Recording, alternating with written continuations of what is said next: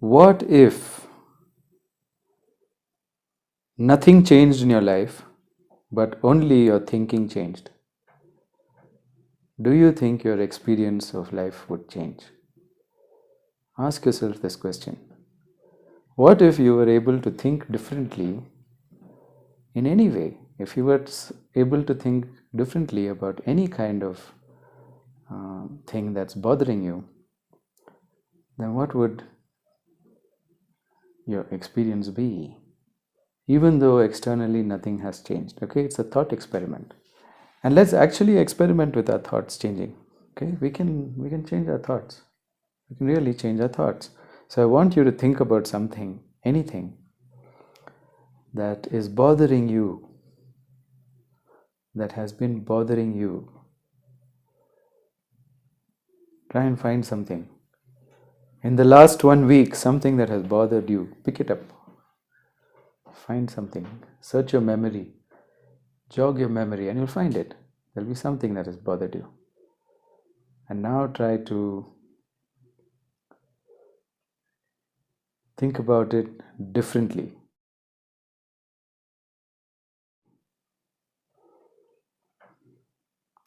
Change your thoughts about it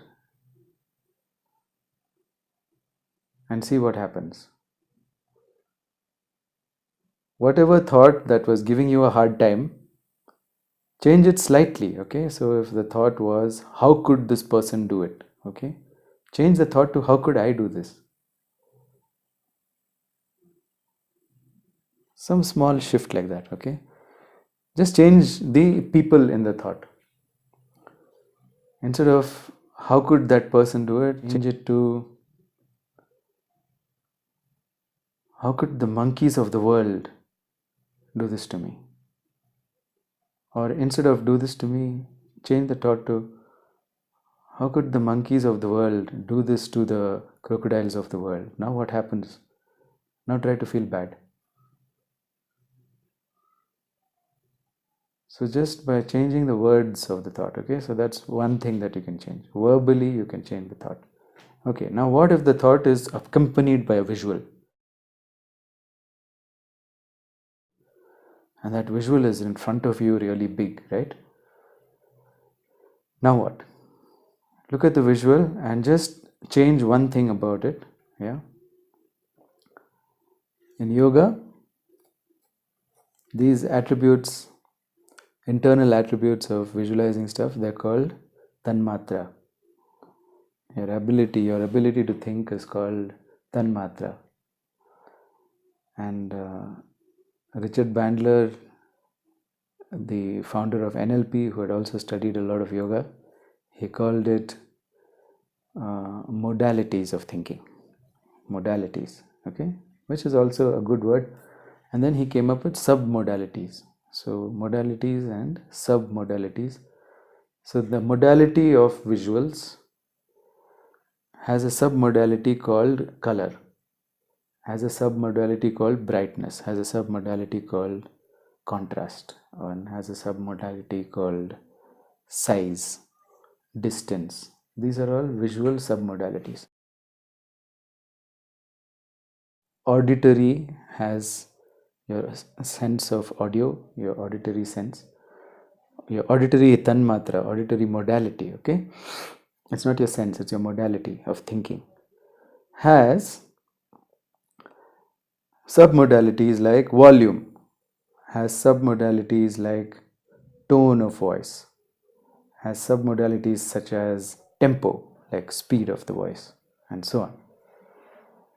And it also has, noise and clarity, and so many submodalities are there. Okay, so we'll go over them one by one. If it's verbal, just change the words and you'll see. What did you see? Did you see your thoughts about it easing up a bit, changing a bit? You could change it a little bit, okay? What if it's visual? Is it visual? Try and find a visual scene that disturbs you. Something that happened to you. Maybe somebody attacked you, abused you, or whatever, some kind of bad memory that brings up a big visual, right? We're only going to change one thing in the visual. We're going to change its size. From such a big visual, you make it really small. Make it as small as your thumb, and then look at it and put your thumb in the way so that you can't see it, and then flick it away. Try it. Okay. See the visual. Okay, some of you might want usually visualize with your eyes closed, but no, our disturbing thoughts we can visualize even with our eyes open, right? Yes. So you're seeing this visual over here. Maybe it's your parents yelling at you, your boss yelling at you, somebody in an authority abusing their authority, or whatever, somebody slapping you, punching you, kicking you, whatever. If you got some really bad traumatic memories, and maybe an accident, maybe water, you're terribly scared of water, and when you go think about going to water, you see big waves coming and swallowing you, even in your swimming pool. Maybe you're scared of spiders, and the spiders look this big to you, right? So change it, really make it small. Make the visual small, small, small, small. Start shrinking. Shrink that visual. Make it this much. Take a thumb. Cover the visual. Then take this finger and flick it away so that it flies off. Do it. Do it with your hands. Come on, try. Make it smaller, smaller, smaller, smaller, till it's the size of a fly or something, and then flick it away. Try that. And see how it changes your feelings. Yeah? How do you feel? Okay.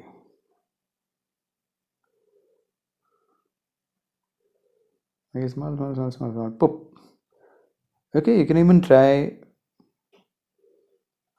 turning it black and white and then fading it. Fade. You can fade it. Make it a white screen. So you're seeing this big thing, like how then the movie ends, it becomes a white screen. Now you don't feel so bad at all. Okay, so there are many ways in which you can battle your thoughts. You're not powerless to battle your thoughts. Pick your favorite way and see which thoughts. Some thoughts are also auditory, they're voices, right? They're your father's voice telling you you'll never amount to anything, you're no good, right? Or it's your teacher's voice saying something really hurtful. Maybe you can hear somebody saying this, like, nobody asked you for your opinion, right? And then you're feeling rejected. Or somebody told you that we can never be together, and then you feel rejected, or something like that. Okay, seriously, this is what happens to people. They feel, they start thinking, or they hear their own voice saying,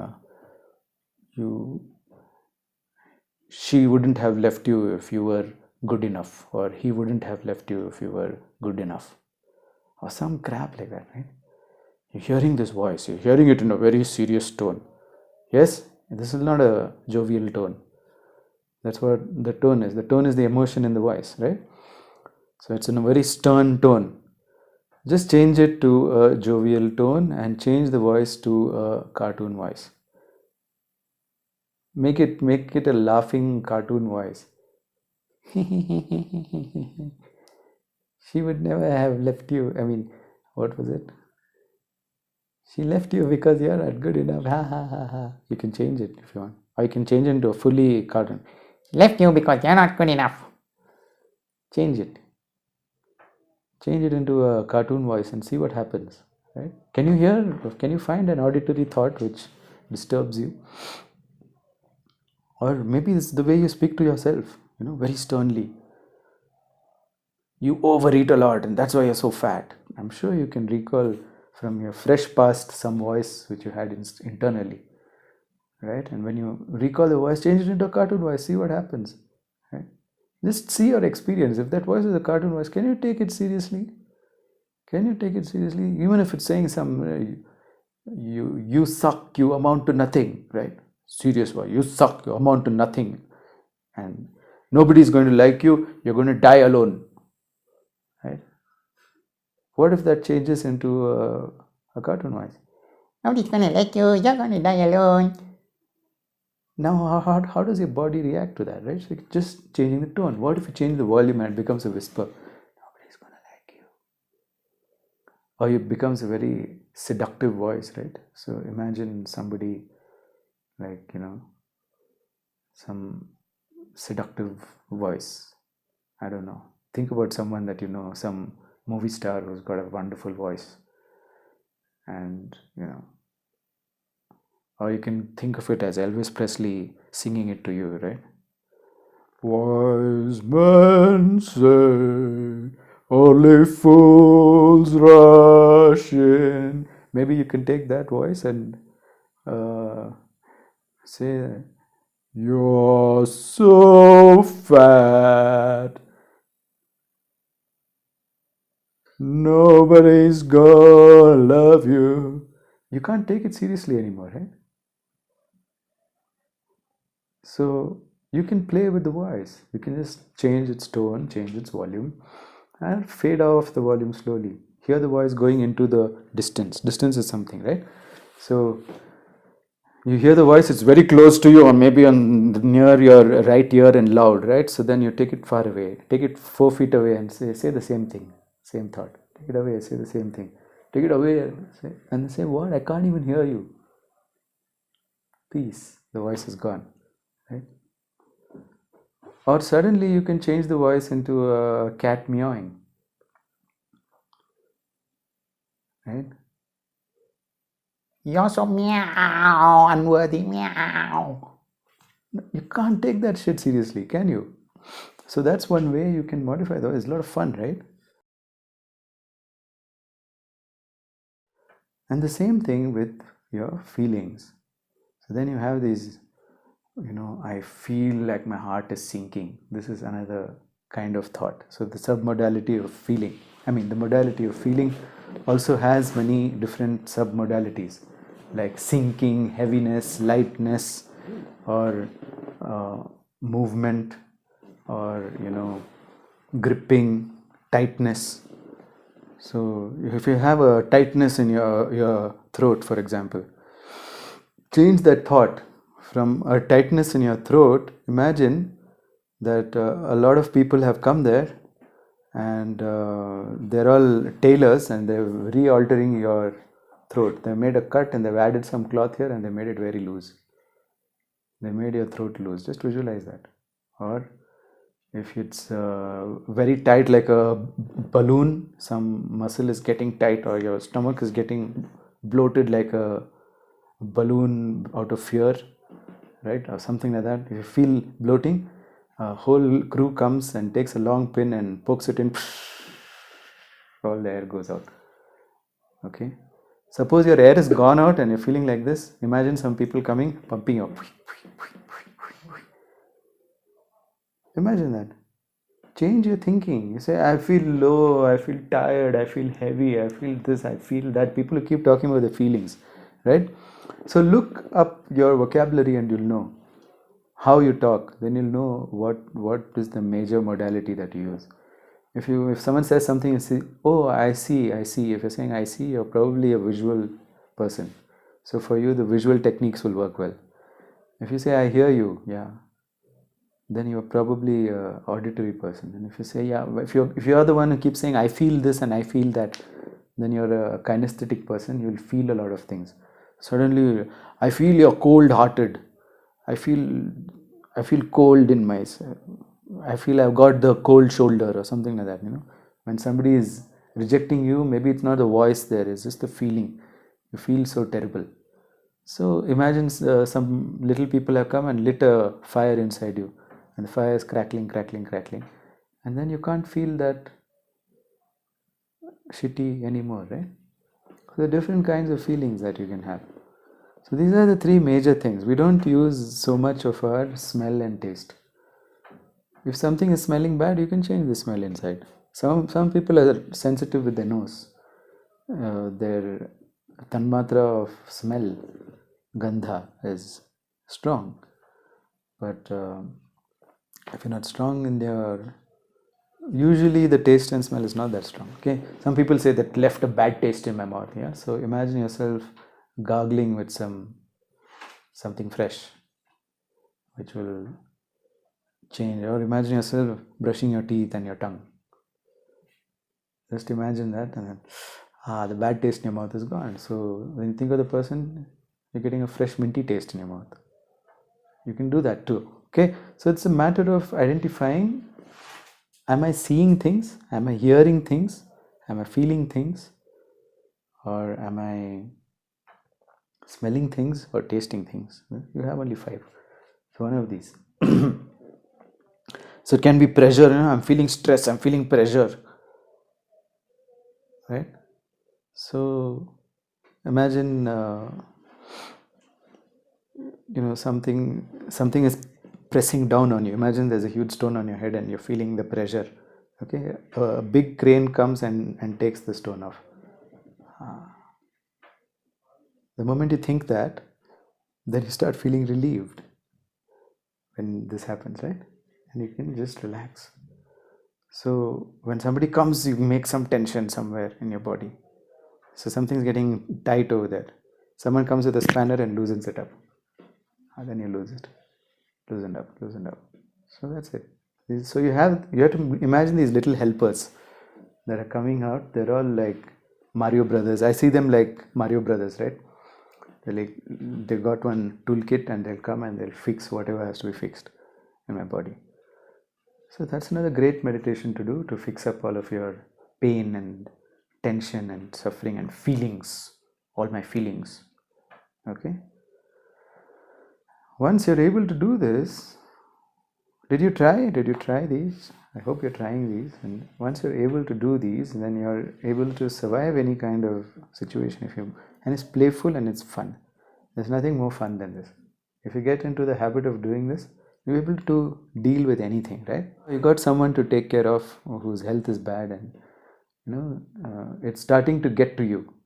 You're starting to feel the tension of it. Yeah, let's say you have a father who's not well, or a mother who's not well, or a mother who's schizophrenic, or somebody with Parkinson's who's also got depression, or maybe your spouse is depressed. Maybe you've got all of these issues and you need to deal with it, right? You want to be compassionate, but you can't. After some time, your compassion runs out.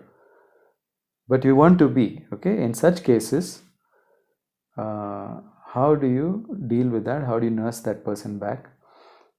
So you need to make that into a game. You need to do something. What can you do creatively with your thoughts? So what is the thought that comes to you? Or maybe it's a feeling of exhaustion which comes to you. So every time you go to them, you can imagine some big supports growing in your back. Like scaffolding. There's some scaffolding supporting you whenever you come here. Or an internal armor that is supporting and protecting you from falling, or from the assaults, if you feel assaulted by this. Or maybe you're having some thoughts about why me, poor me, If you're having some verbal thoughts, then you can continue to have those verbal thoughts, but have them in a funny way. Then you can't respond, right? So you change it.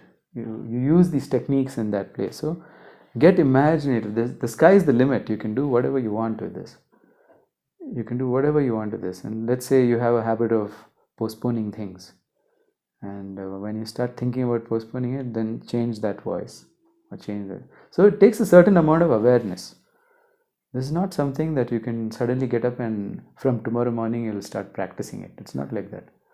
You need to practice it every day for 5 minutes on purpose. Like we did at the beginning of this class, you need to practice on purpose.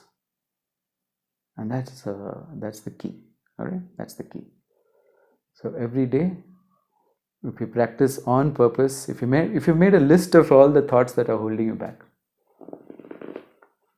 all the regular ones that are holding you back, these are your karmas, because they're outside your control.